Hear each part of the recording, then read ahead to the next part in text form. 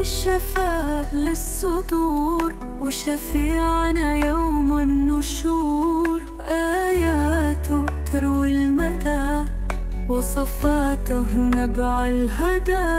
نرقى الجنان بحبه لن تستقيم حياتنا إلا بنا.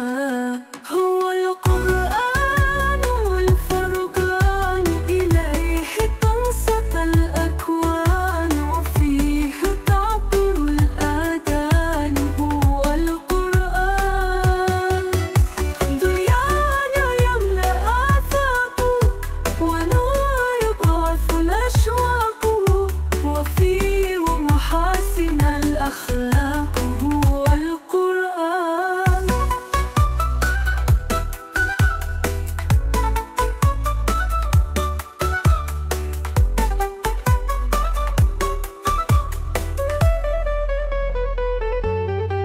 كم يهتدي الحيران فيه والنفس كم حنتت إليه.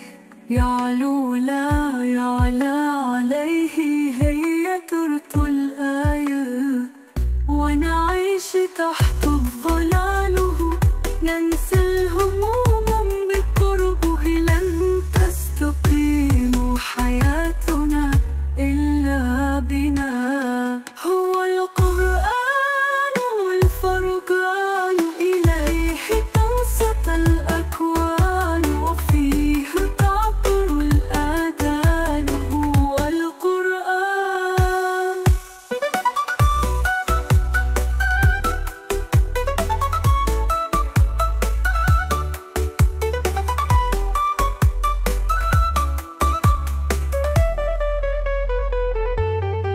هو القرآن والفرقان إليه تنصت الأكوان وفيه تعطر الآذان. هو القرآن